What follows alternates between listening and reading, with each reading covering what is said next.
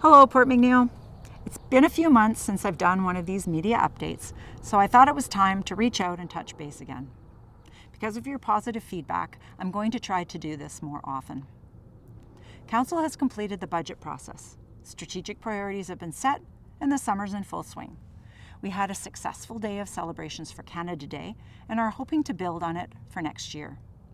Many of you took the time to give us your ideas, and I can tell you the committee is very excited. There's been a lot of activity in our community. The value of permitted construction and renovations for both commercial and residential is at $2.8 million, up from $373,000 in 2018. And we're just over halfway through the year. This tells me people are willing to invest because they see a bright future for our town. What can you expect from us this fall? Our community hall is almost finished getting a facelift. The colors are wonderful, inviting, and modern. An open house is being planned, and we're eager to show off this beautiful community asset available for everyone to use. There's an ad hoc group of business and property owners looking at ways to make the downtown core more inviting. The idea is based on the premise that making the downtown more attractive will create an atmosphere where people will want to gather. During our economic development consultation process, we heard people say they wanted to see more gathering spaces. This is very evident at events such as the Farmers Market, Canada Day, and OrcaFest.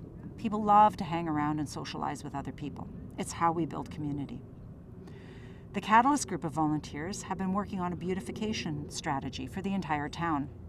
I love to see people looking for ways to make improvements, and our council tries very hard to support them whenever we can. As mentioned in last month's town log, our official community plan will soon be updated, a process requiring much public consultation. It's all very exciting because it'll chart the way for the next few years and clearly lay out your expectations for our town. You may have noticed we've been doing a lot of planning lately. It seems tedious, but very necessary. Don't worry though, we will put action to those plans. Council is anxious to roll up our sleeves and get going, but we also want to make sure we do things correctly. When it comes time for public input, please make sure you're there to give us your thoughts and ideas. So I'll finish off with this. Abraham Lincoln said, "The best way to predict the future is to write it down." If you could write down the future for Port McNeill, what would your story say? Thanks for taking the time to listen.